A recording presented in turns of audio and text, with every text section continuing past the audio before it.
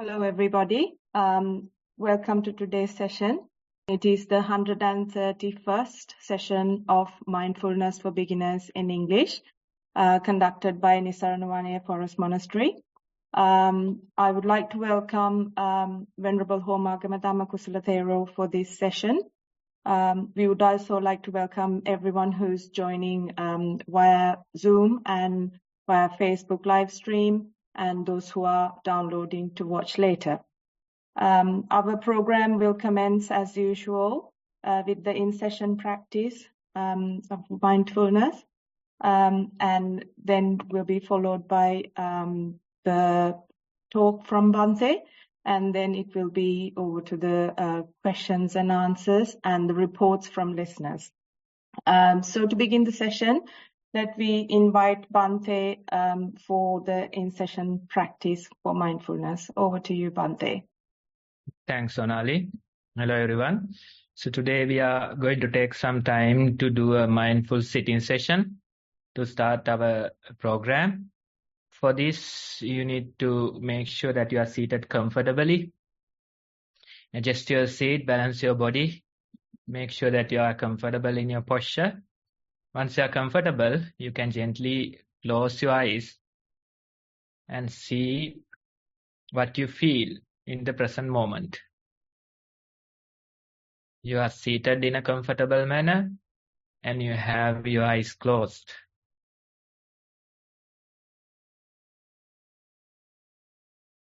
A variety of things might come to your field of awareness. Maybe you feel the sounds that are there.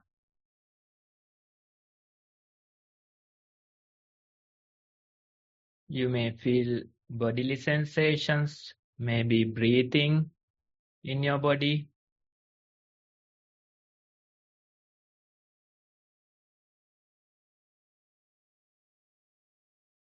Time to time you may get thoughts, future planning.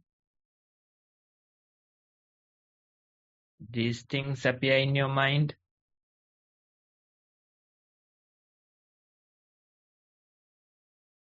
Some of you might feel sleepy, certain irritations in your body.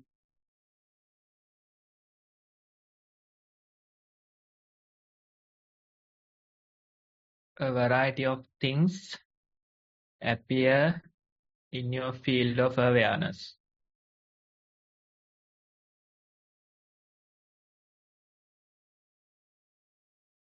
Out of these things, we try to prioritize a bodily sensation.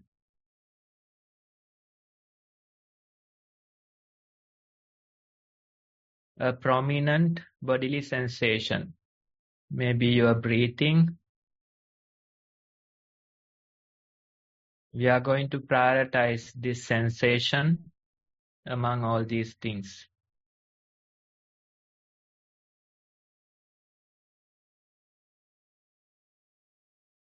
Thoughts, memories, surrounding sounds, they may be more attractive, but repetitively we try to bring our attention to the breathing.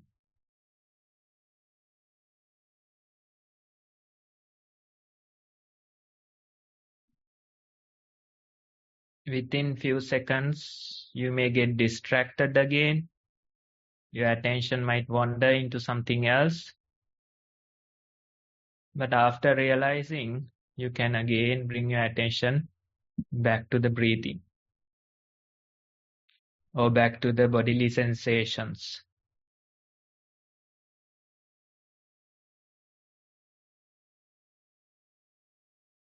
That way we try to prioritize this particular sensation, the bodily sensation, over other things. We try to maintain our attention there.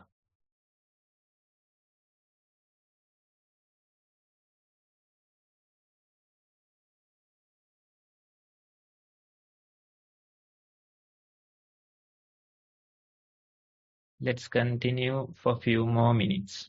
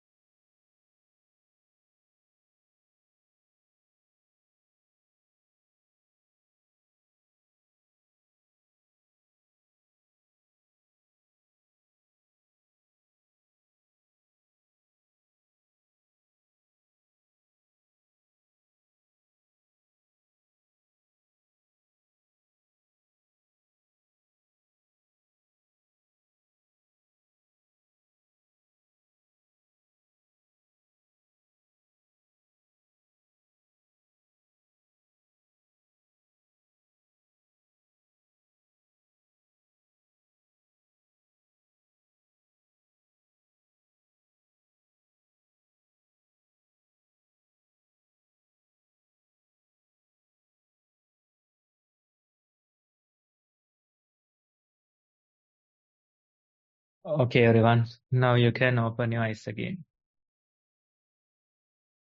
So that's our few minutes of mindful sitting for today. This is just to give you an idea so you can practice on your own. Every day, try to take some time, probably like 15-20 minutes as a start, and sit in a mindful manner. This way you can simply continue your own practice. With that, Sona, you can take over. Thank you, Bhante. Next in the agenda is it's a Dhamma talk. For that, again, I will welcome Bhante to start our topic, continue our topic, the Pareto principle that we started last week. Bhante, it's over to you. Okay, hello everyone. So this is a continuation from last week, and it's a very nice idea about our worldly things as well as about our meditation. It's Pareto principle. It says that 80% of the results come from 20% of the causes. A few things are important, most are not. So this is very much valuable in our life, whatever the field that we are interested in, whatever the field that we want to succeed, this principle is important. This is not like an exact equation. It is not 100% accurate. Instead, it is simply a norm. Sometimes this becomes 90-10. Sometimes this becomes 70-30. So this Pareto principle, it's something we can apply for whatever the areas in our life. Let's say some of the children who are studying, they too can apply these things into their field of study. And they realize if they study 20% of things properly, they can score 80% of the marks. Or maybe some other area in your life, in your business, or in your work. If you do 20% of the things correct, then of course you will get 80% of the results. The remaining 80%, no matter how much you try, still you can get only 20% of the results. So this is more about getting your priorities straight. If you know your priorities, if you correctly understand your priorities, then of course you can give most of your attention to these things, these 20% of little things, and you will get 80% of the results. A few things are important. Most things are not. In this new world, we are usually distracted with the unimportant things, trivial things. We are all the time, we are trying to correct them. We give too much of our attention to them. And at the end of the day, no matter how much you try, you end up frustrated, you end up unsuccessful. Why? Because you haven't prioritized your things properly. Our mind is getting distracted. Our mind is getting distracted and we lose our priorities. We forget our priorities. So whatever the field that you are interested in, you can apply this norm, this Pareto principle.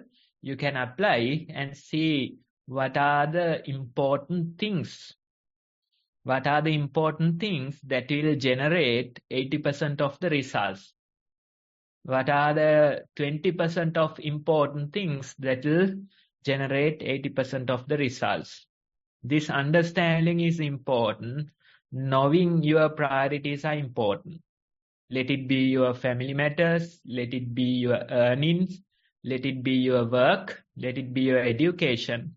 Whatever the area, if you know how to prioritize them, if you know what are the things that matter, then you'll be successful. You'll be having 80% of the results. Most people, what they do is that they focus on completing everything. They start in a single corner and they try to complete everything. They try to achieve 100%. That's not possible in this world.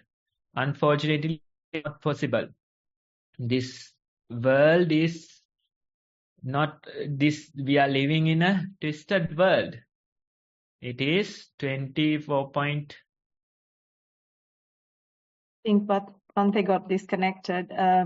We will wait for a few minutes to see if he reconnects. Sonali, can you hear? And we can hear you now, Bhante. We lost you for a few minutes. Sorry, I had trouble with my connection. So I was saying that we are living in a tilted world. 23.4 degrees, it is tilted from its axis. So you can't really achieve 100% of things in this world. Instead, if you focus, if you prioritize, and if you get the 20% of important things, then definitely you'll have 80% of the results.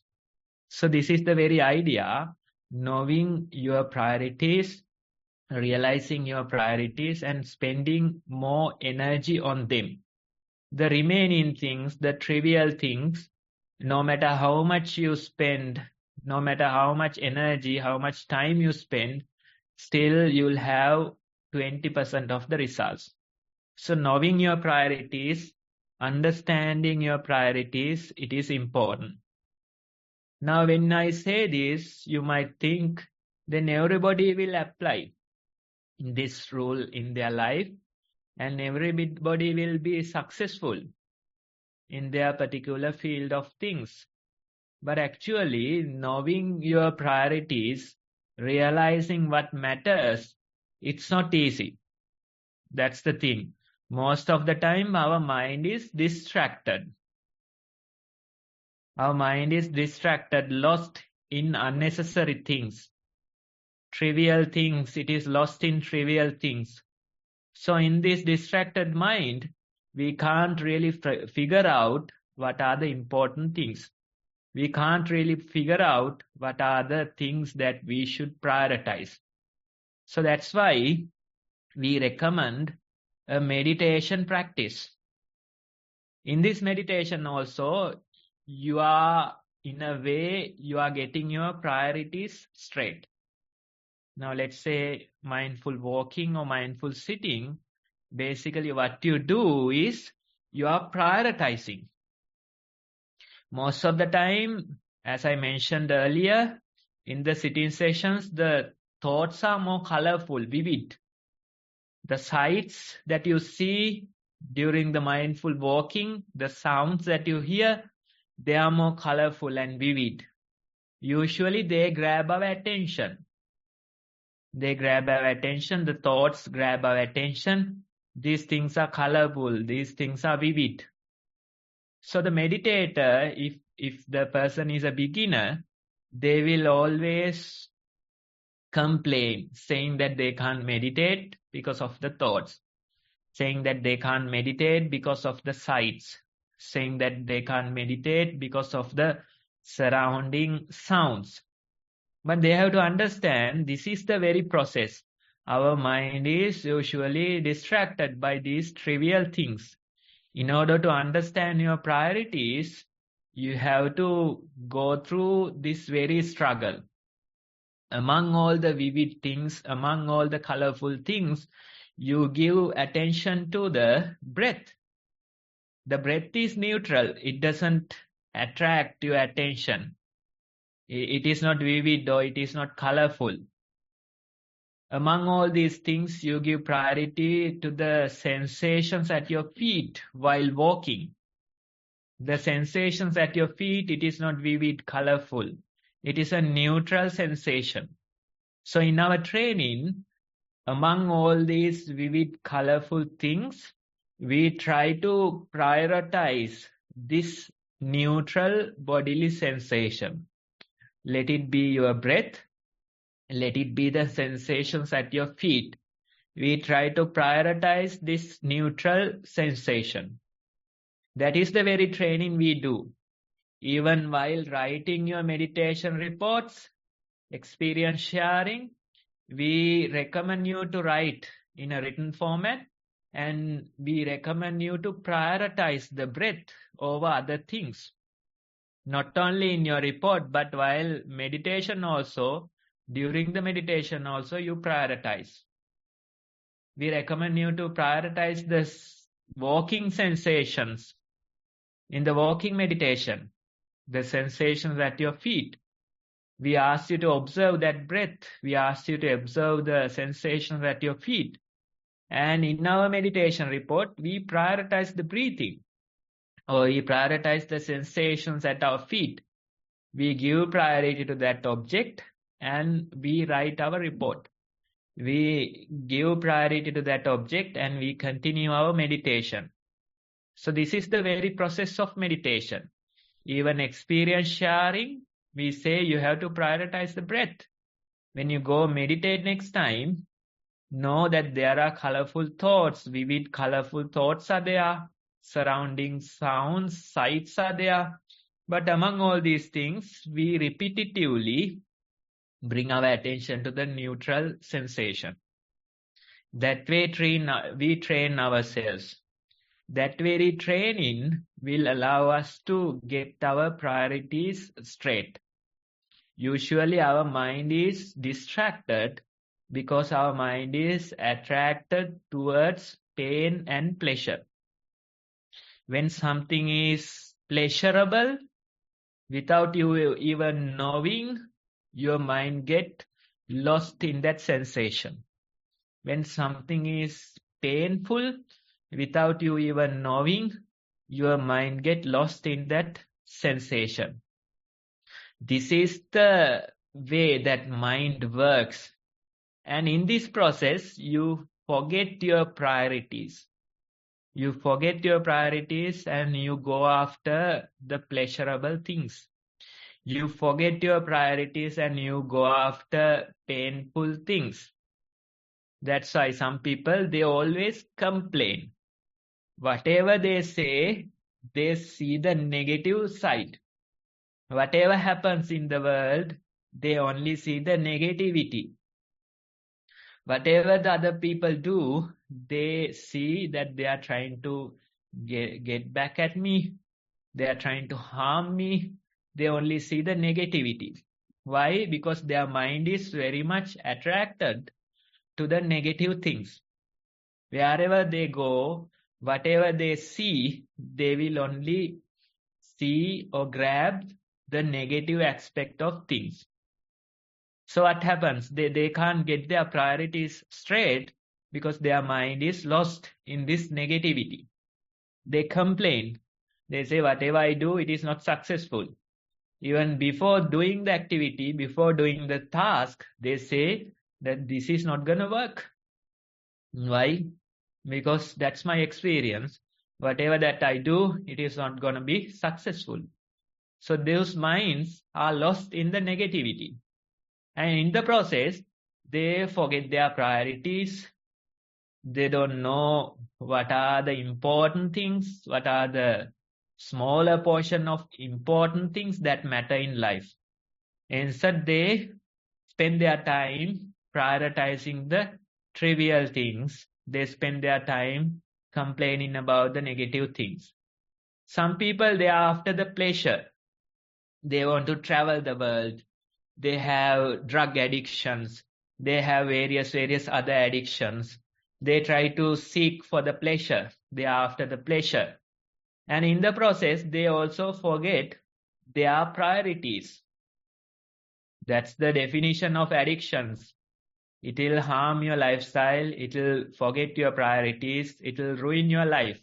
Why? Because you are after this pleasure-seeking behavior, and the rest of the things, the rest of the life, they become a less priority.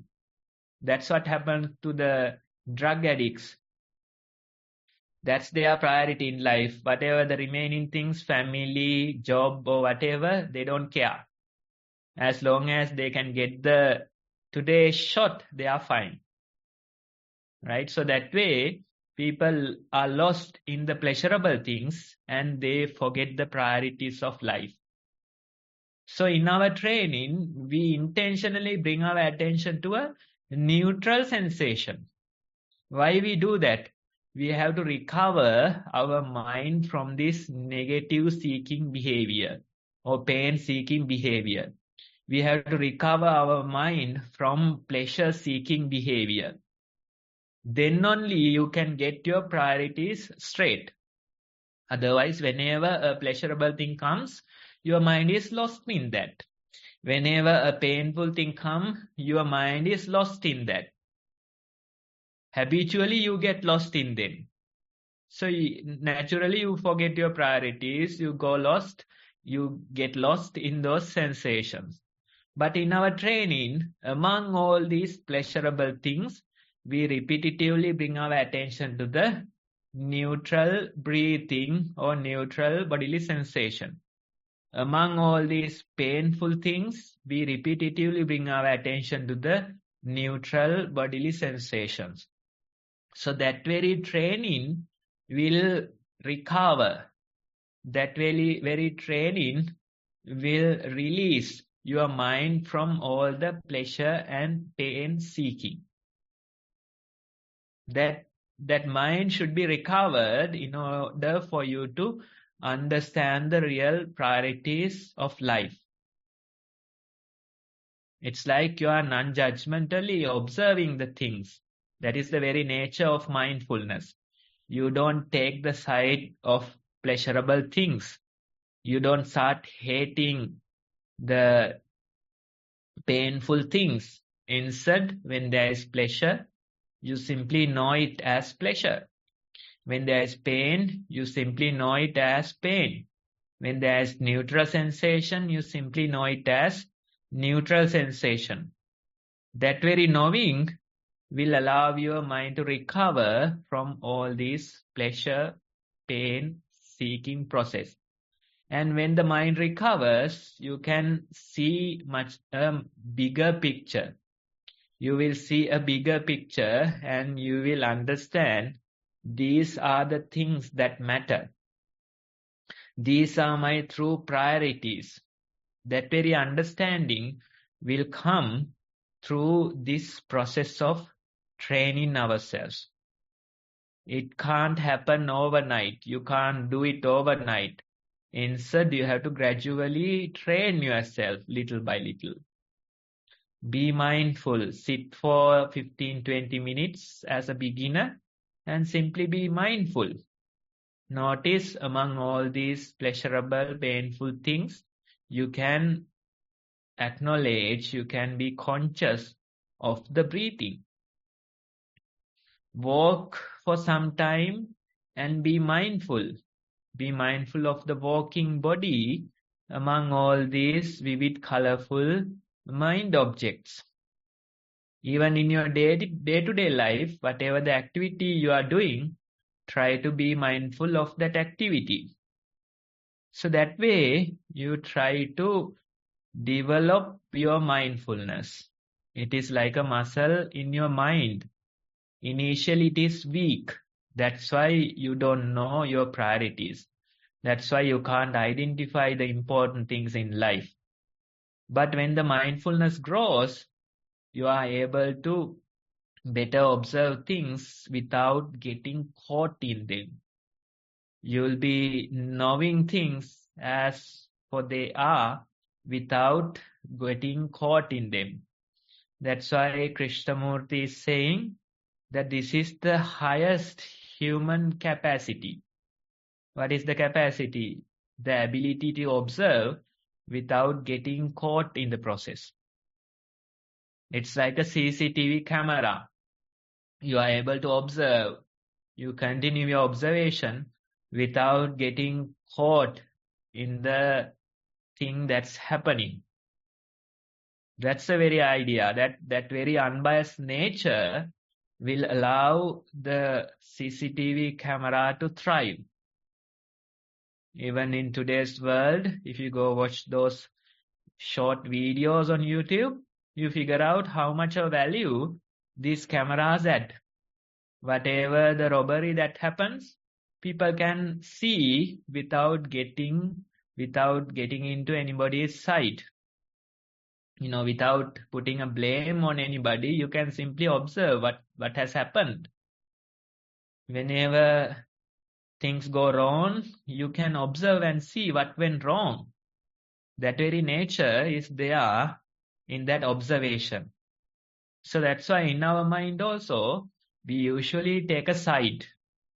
We say this is good and this is bad. And we try to blame others, we try to judge. But the mindfulness, the very ability, we are trying to continue our observation without getting caught in the process. We are trying to continue our observation without judging, without coming into a conclusion. That very idea is important. And when you do that, when you recover your mind from this process, you understand, now you see your priorities much better. Now you are able to figure out what matters in your life. And those things, there are only few things that matters.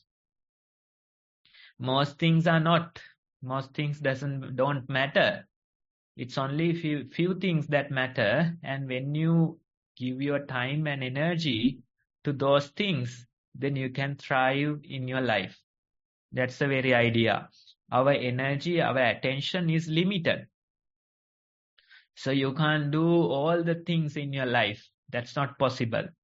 Instead, you have to prioritize your energy. You have to prioritize your attention. That way only you can be successful in life. You understand the important things and you prioritize them over the others. You understand the important things and you give your maximum energy towards those things. And if you do these few things right, then of course you'll be getting 80% of the results. Let it be your work, let it be your family matters, let it be your earnings, let it be your meditation, whatever it is. If you know the few things that matter, then you'll be successful. You can't achieve 100%. That's not possible. It's simply a waste of time and energy.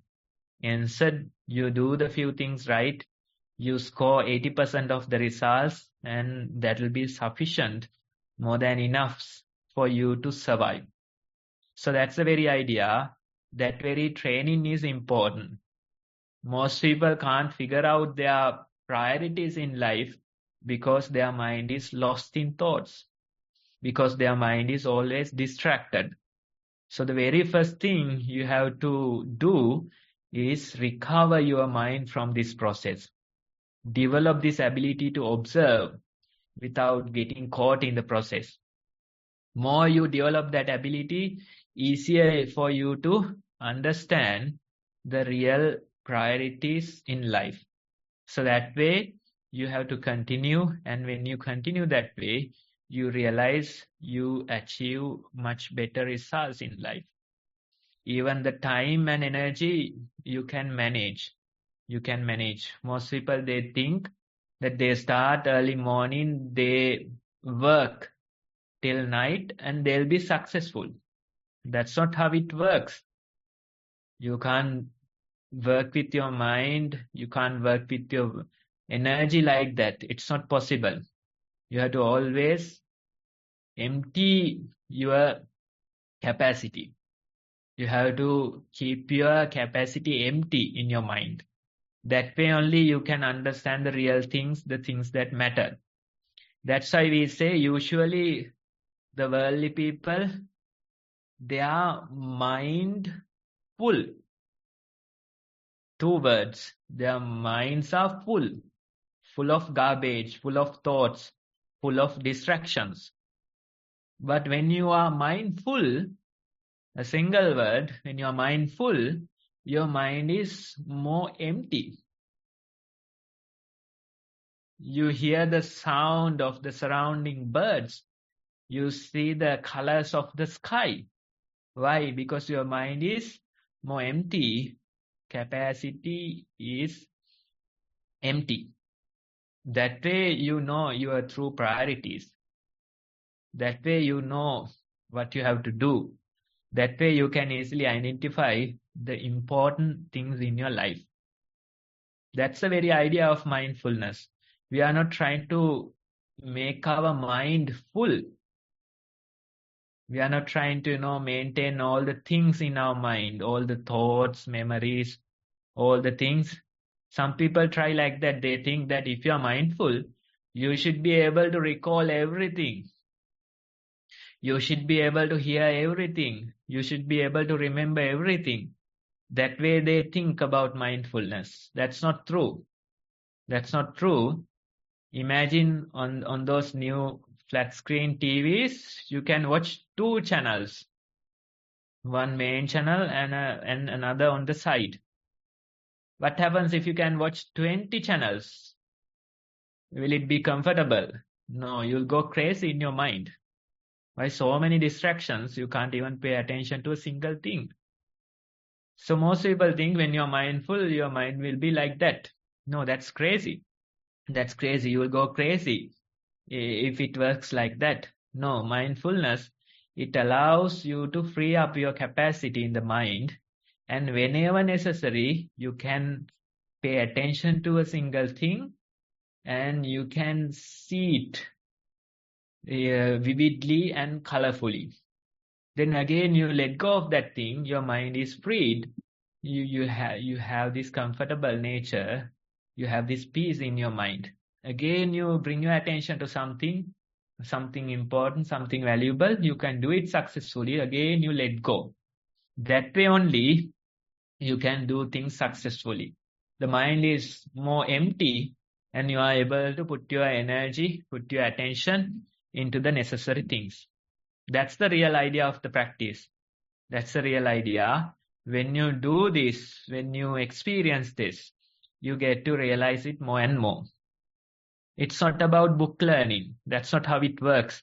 This should be experienced. Even today morning, I got to speak to some people, a gathering.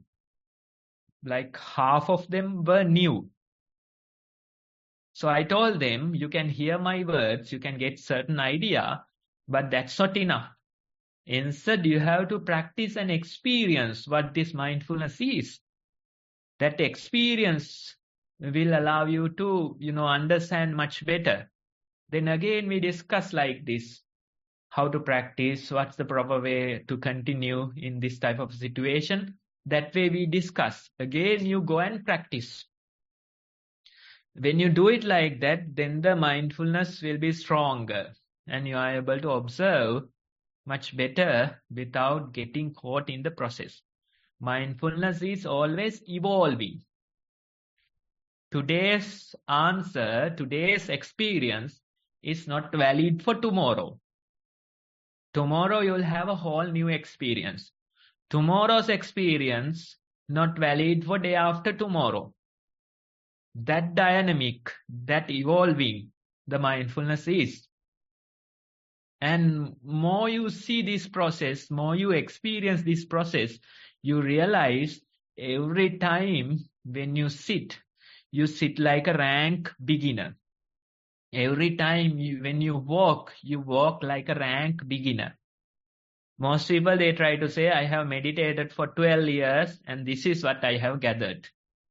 If they are saying they have gathered something by meditation, then utter foolishness. That's not how it works. That's not how it works. More you practice, you will be a rank beginner. Every time you sit like a beginner, you start like a beginner, and you sit for like 40 minutes, 1 hour. At the end of the day, you get up and you haven't accumulated, you haven't gathered anything. When you walk like a baby, you walk like a rank beginner. You walk for 1 hour. At the end of the day, you haven't gathered anything. That is the very nature of the mindfulness. If you think you have gathered something, if you think that you have progressed in meditation for so many years, then something is wrong. More you practice, more you let go. Not the other way around. We are not trying to meditate and accumulate things. That's not the case. Instead, more you practice, more advance your practice, you let go of things easily. You walk for 1 hour and you can't remember anything. That's the best level of mindfulness, because if it goes to the memory, then there should be some attachment. Without attachment, it won't go to the memory. You sit for 1 hour, that 1 hour, you were sure that you were mindful, but you can't gather anything, you can't recall anything. You were sitting, things happening, but nothing went to the memory. So that's a good sign that you have evolved in your practice. Your mindfulness is stronger. You are not so much attached to the things. Things come and go, but it doesn't make an impact in your mind. That very process is important. You have to practice and experience these things. That's the very idea. So today's idea, very important, very much valuable even towards your life, earnings, education, whatever you are interested in, you can apply this norm. Even when it comes to meditation, you can apply this norm. It's about 80-20 rule, Pareto principle. It says that a few things are important, most things are not. 20% of things, causes, will give you 80% of results. So it's a very nice topic. Thank you for participating. Thank you for listening. Thank you, Bhante. That was a very interesting topic and very interesting talk.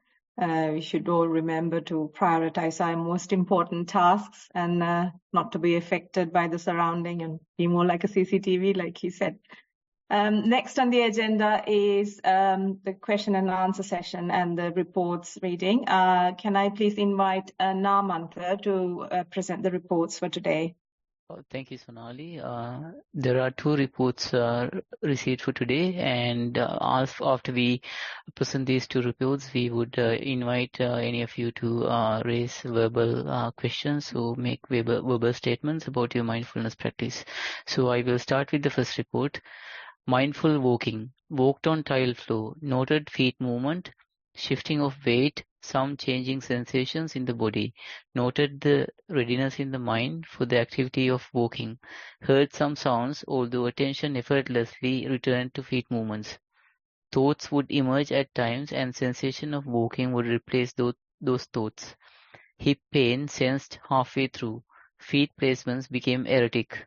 Mind was calm and accepting of whatever was happening. Walked for one hour. Mindful sitting. Sat on the cushion in a comfortable position.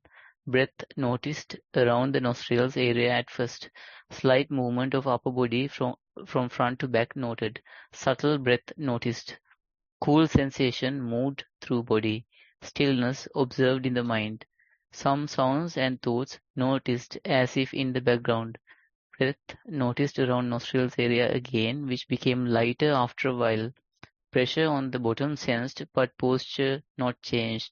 Upper body swaying front and back. Rise and fall of stomach observed. Posture adjusted to ease pressure in legs. Calmness experienced. Became aware of sleepiness. Sat for 1 hour. Mindfulness during the day. There were concerns around coming to Sri Lanka last weekend. Tickets were booked before the heat wave in the country, and common consensus was to postpone the trip. Worry arose many times, but noticed it as a thought and decided to come anyway. First night in Colombo, there were thunderstorms, so the following morning was cool and fresh. Rain in the evening followed few more days. Learned a recent lesson again, that there is a gap between worry about the future and what is presently happening. While it is still very warm, managing fine so far. Reminder that things can change in an instant, so no use in planning too far ahead. Acceptance of what is, and peace that arises in mind with acceptance noted with this experience. Continuing with daily formal practice of mindfulness and planning to send this report and to hopefully join the beginners mindfulness program. Many friends and relatives offer various invites, but managed to mindfully postpone the afternoon meetup with friends for after 2:30 p.m. so that time during this program is kept free. Really wanted to join a meditation program while in Sri Lanka, but it seemed like courses and conditions have not ripened yet. Cannot do Nissarana Vanaya 7-day program at end of May as return ticket booked for a date midway through the retreat. There were moments of disappointment at the beginning of this week, although now it is turned to acceptance of what is. Therefore, peace returns more often in the mind. Also remembered that a place is confirmed for end of June, 7-day retreat by Most Venerable Dhamma Thero, hence looking forward to that. Dear Bante, look forward to your valued feedback. Much merits to you and the organizers. Theruvan Saranai. End of report, Bante. Okay, let me start with one of the comments in the walking meditation report. It says that the attention goes to thoughts, but naturally return to the walking sensations, right? The thoughts are replaced by the sensations at your feet. So that's a very nice observation. If you are a beginner, initially we advise you to bring your attention intentionally to the walking, to the breathing. That's what we do.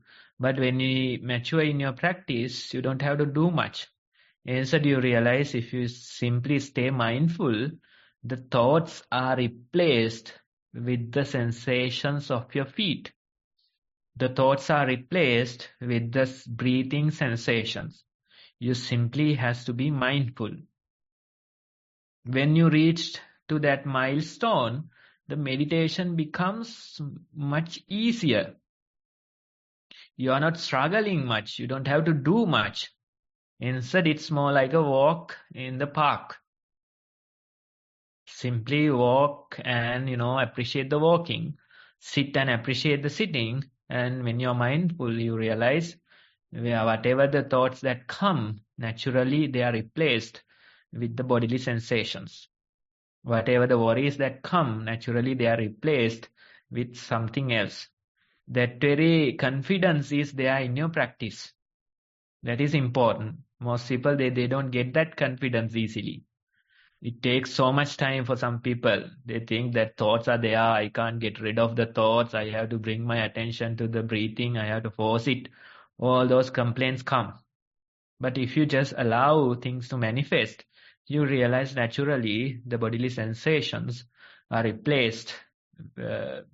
Naturally, the thoughts are replaced with bodily sensations. Although they are replaced, again the thoughts appear. But again, after a while, you can see again you are back with the breathing, back with the walking. That confidence is important. When that confidence is there, as meditation, you don't have to do much. Instead, simply walk and enjoy the process. Just sit and enjoy the process. You know that the meditation is happening. You simply witness it. That very understanding, that very maturity is important. Then when we come to the second part of your report, the worrying, right? That's more like a hobby to most people. Whatever happens, they worry. Not only worry by themselves, they even advise the others.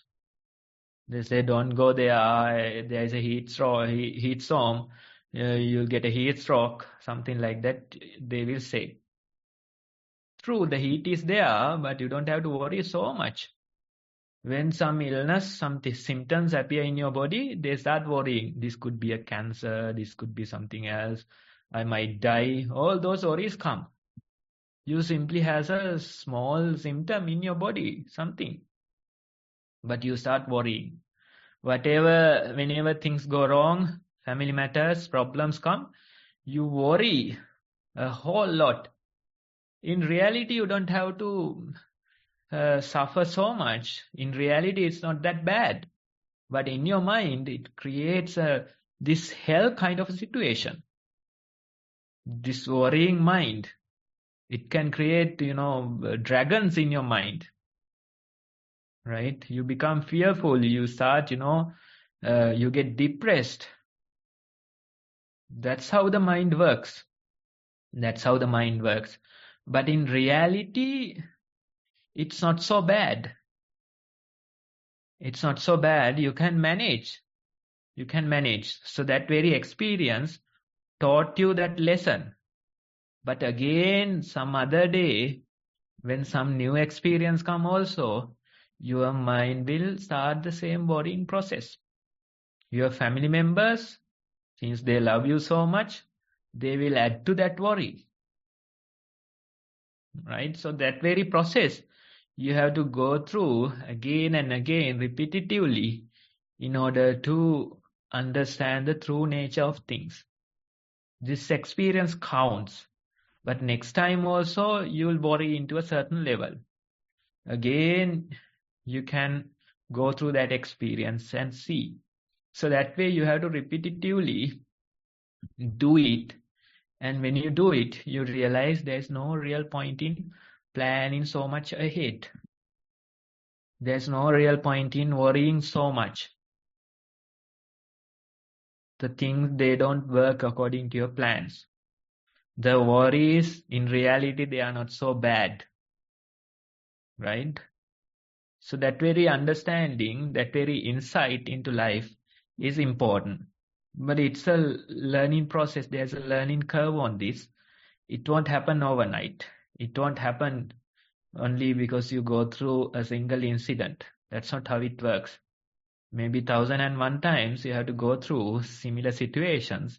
And at the end of the day, if you keep meditating, if you keep continuing this observation, at the end of the day, you realize now you don't have to worry so much. Your mind, or the way you experience the world, it changes. It changes. Temporary, you can't see that change. Within few weeks, you can't see that change. But when you continue for few months, few years, then suddenly it hits you. I used to worry so much, but now I don't worry. Still the worrying is there, but not so bad. That very realization will come if you continue your practice like this. So that's the very idea. Then retreats, those things, they too are part of the worrying process. Of course, it's good if you can reserve some time, make room for a retreat. Of course, it's good, but you try. Sometimes it's not possible. What to do? Maybe next time. Maybe next time. So that way, whether you are at home, whether you are at a monastery, you have to simply continue this practice. That's the very idea. If you continue like that, it'll grow, the practice will go, and you'll be better off in the future. That's the very idea. So don't worry about those retreats so much. You can catch the next one for 7 days. So that's a relief. But wherever you are, try to continue with your meditation. Most people think that you have to be in a monastery in order to meditate. You have to be in a retreat in order to meditate. Of course, that's a good start. But when you know meditation, even during your lunchtime, you can meditate. Even brushing your teeth, you can meditate. Even walking to the train station, you can meditate. Even seated in a bus, you can meditate. So that very understanding is important. Otherwise, you will always postpone meditation for a future retreat. That's not the way. Instead, whatever you do, approach it as a meditation.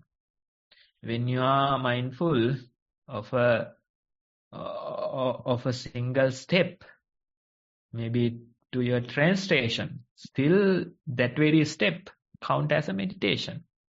You are seated in a crowded bus, you observe few breath cycles, that too it counts as meditation. That is the very process, that is the very approach. You can't live your life in a monastery, that's not possible. You can't apply for a lifetime retreat. Maybe as a monk you can, but even most of the monks, they get frustrated about meditation and they destroy. So that's there. That's there. They come, they stay for a few days, then they go away, blaming the meditation, cursing the meditation. So that's maybe a wrong approach. Maybe a wrong approach. Wherever you are, you can meditate. Whatever you do, you can meditate. That very approach is important. That very approach is important. And in this today's world, this new age, even the word meditation, it's a cursed word. It's a cursed word because so many people, they have their own unique method of meditation and, they keep preaching that. So people, they get really confused about what is the proper way of meditation. So instead of even the word meditation, we say mindfulness. Whatever you do, be mindful. That's the true way of meditating. Thank you for sharing your experience. Thank you, Bhante, for insightful advice. And moving on to the second report, I will start now. Walking meditation. Walked on tile floor indoors, initially with socks on and later without. In the latter half, walked on tiled area outdoors. Noted the differing sensations of cold, warmth, weight more on one foot than the other at times. Moist areas and warmth between the toes noted, and removal of socks to observe if there was a change.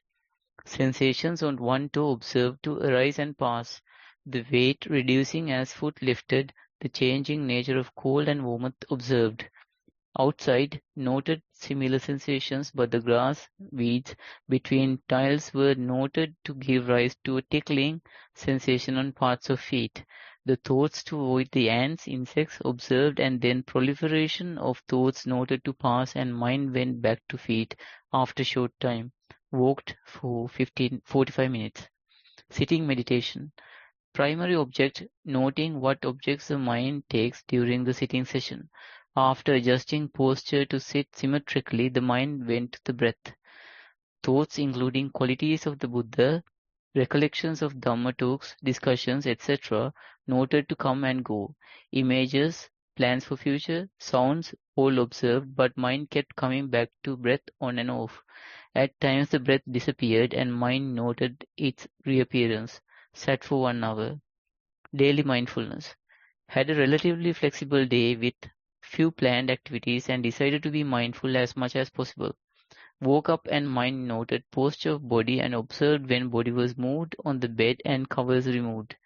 Mind on feet walking to toilet and the cold sensation of water on hands and mind, then lost in thoughts. Walked mindfully during the day during daily activities.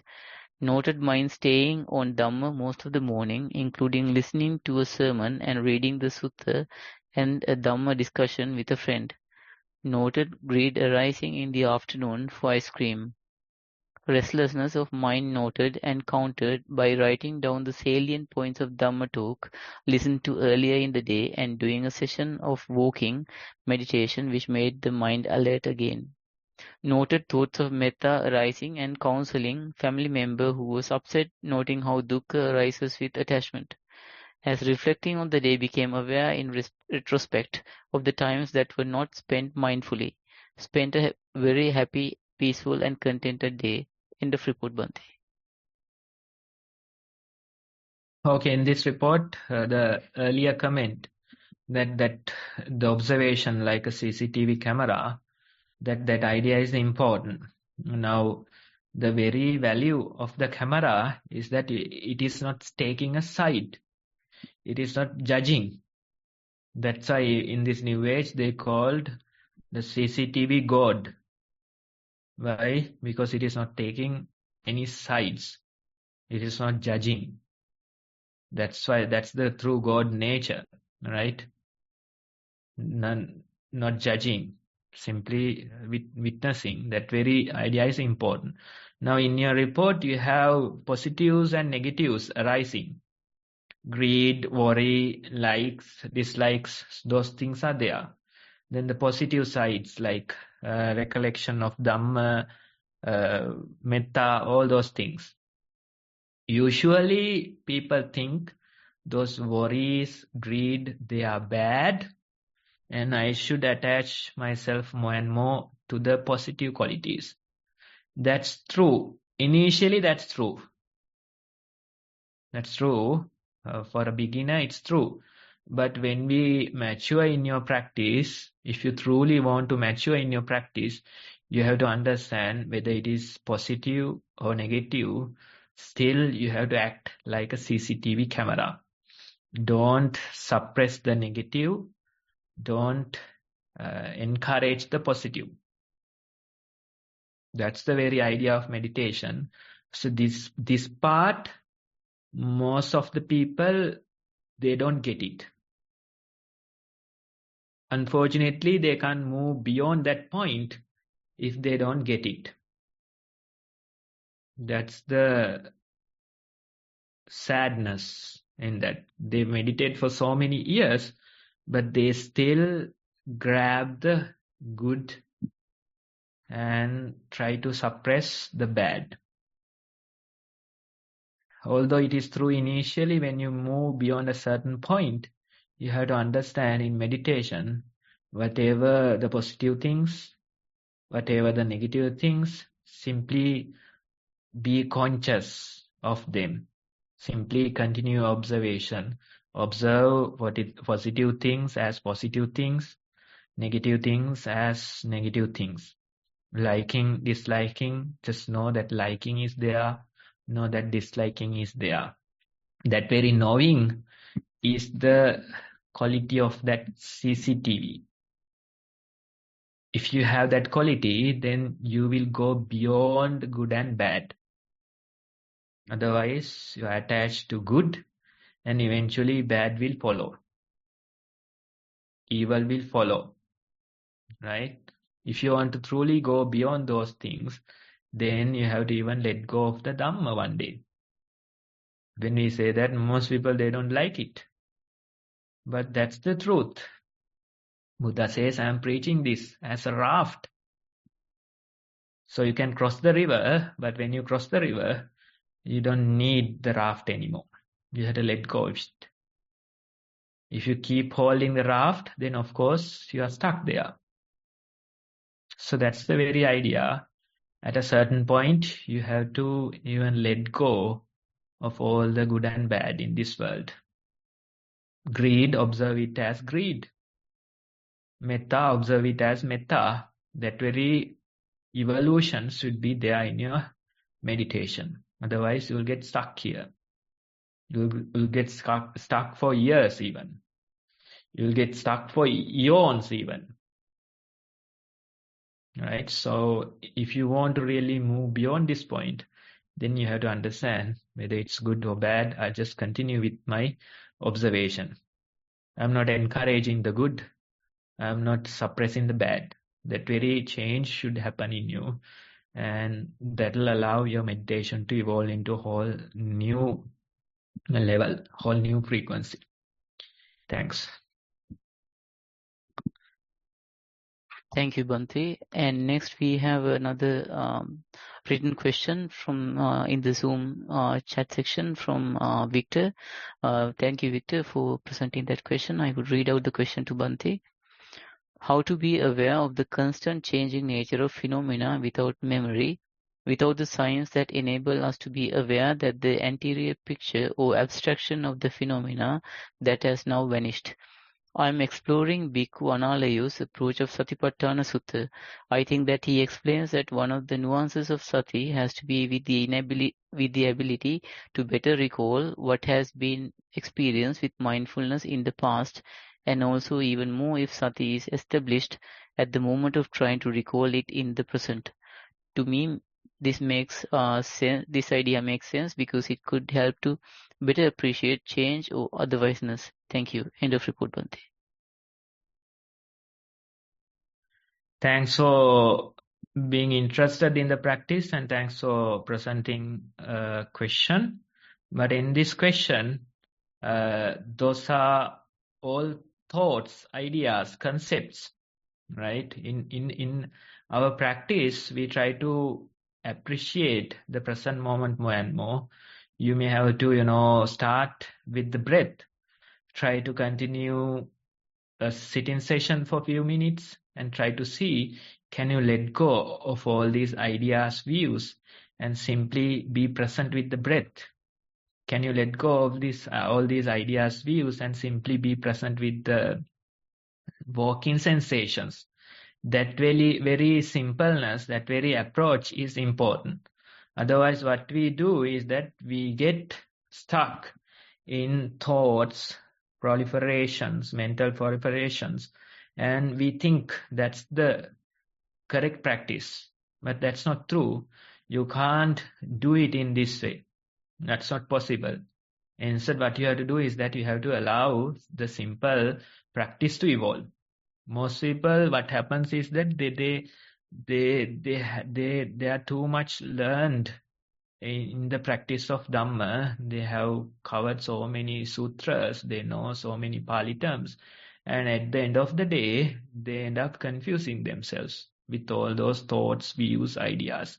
They forget this very simple, this very approachable present moment. That's the thing. So that present moment, it is not so vivid, not so colorful, but whatever the Dhamma that you are searching, it's there. There's very nice analogy or a simile about a person who is chasing a rainbow. This person is trying to chase a rainbow. He's trying to find a rainbow by traveling. But in reality, that's almost impossible. You have to have these spatial weather conditions, proper angles, everything, in order to have a rainbow. So this person, he travels the world trying to catch a rainbow, but at the end of the day, end up frustrated. So most people, they search for Dhamma in this way. They try to find the Dhamma in the complex sutras, complex thoughts, complex proliferations. But at the end of the day, they end up frustrated. But instead, the proper approach is at dawn, if you look with a proper angle, even a droplet, a water droplet with the proper angle, you can see the rainbow through that. That simplicity is important. You are not chasing, you know proper angle, you know how to look, and it's there. It's there. So that way, if you approach Dhamma, then it's not so complicated. It's not so difficult. We don't have to exhaust ourselves searching for a rainbow. That's not possible. That's not how it works. And one more thing, when you're mindful, it's not about, the earlier I mentioned, it's not about making your mind full of memories, full of garbage. That's not how it works. Instead, your mind is empty. Whenever your attention is directed towards something, you can see it vividly. You can recall it vividly. In order for that to happen, you have to let go of this garbage in your mind. Let go all these thoughts, proliferations in your mind. You have to free up your capacity. Then only you can recall whatever that's necessary. You recall the memory address and it is there, vivid and colorful. But in order for you to do that, you have to empty your mind of these trivial things, trivial day-to-day matters, trivial day-to-day worries. Those things occupy most of our minds. That's the issue. That's the issue. Even the teachings, they too occupy our mind as mental proliferations. So instead, simply accept the present moment. Every day, try to walk for like 20 minutes, try to sit for like 20 minutes and share your meditation experience. This question will keep it hold for a while. We'll keep it hold, we'll revisit in a month. We'll revisit in 2 months. We'll revisit in 3 months and see how our view of this very question changes with actual practice. The simplicity of the present moment. For that, you have to do daily meditation. Even for a person who is really busy with their lives, still they can spend like 30-40 minutes doing a walking sitting session. That's not too difficult. That's not too much to ask. So if that way you can continue for a few months, then after a few months, when you revisit this very question, you may have a totally different perspective about it. That very evolution is there when you truly practice. In a way, I am postponing your question. I am not answering your question. Instead, I have a different approach, which is much more simpler. which is much more effective. We are simply accepting this present moment. In that present moment, whatever the Dhamma that we are searching, whatever the deep things that we are trying to find, it's there. It's already there. That very approach is important. So try to meditate next time. Present a meditation report after weeks of practice, probably 7 days of practice, and we'll see how you know that you're walking, how you can maintain your mindfulness among all these thoughts, distractions, how you know that you are seated, how you can maintain your mindfulness among all these distractions. So that very approach is practical. That very approach is simple. This question we'll keep it for a future day and we'll revisit. Thank you for your interest in the session. Thank you, Bhante, and thank you, Victor, for the question. Would there be any verbal questions or verbal statements from any of you? You can, if yes, you can raise a Zoom hand, and we will let you have the opportunity to address Bhante with your question or statement on mindfulness. I think there are no questions at the moment. I think I missed out on the beginner's guide at the beginning of the question and answer session. I will share the screen quickly for that guide and go through it. If you are able to raise a question afterwards, it's fine. We can present that question as well.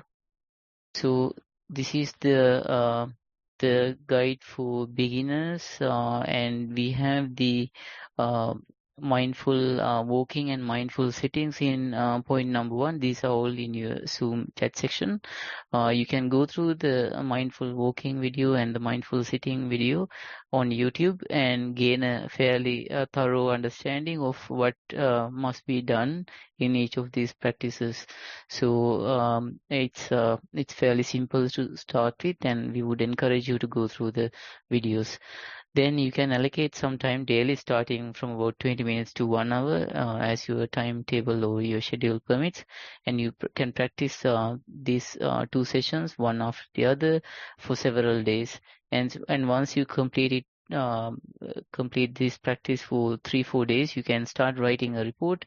The writing of the report has a way of constructively enforcing your own understanding of your mindfulness. So we encourage this very much. So you can write about what you experienced during mindful walking, whether when the feet were touching the floor, or when the focus shifted away into an external object, and you regained focus on your feet, how you experience this.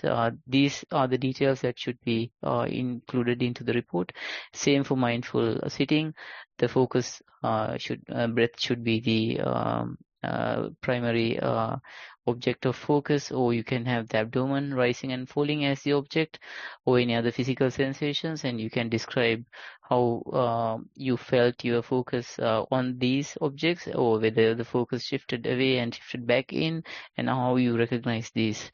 Then you can send the report through email or through the Google form in the chat section, and we will present it to Bhante for his review and advice. The earlier session recordings are there in the last 5th point, and you can copy all this and save for use in a later time when you are writing the report, for example. So that is the end of the introduction to beginners. And if there are any verbal questions, I'll give a moment again to raise Zoom hand and present those questions. I think we do not have any verbal questions being presented today. So I would like to hand over to Sonali again to continue. Thank you, Sonali, and thank you, Bhante. Thank you, Namantha. That was a good session, and I'm sure everyone has some good take-homes from this session today.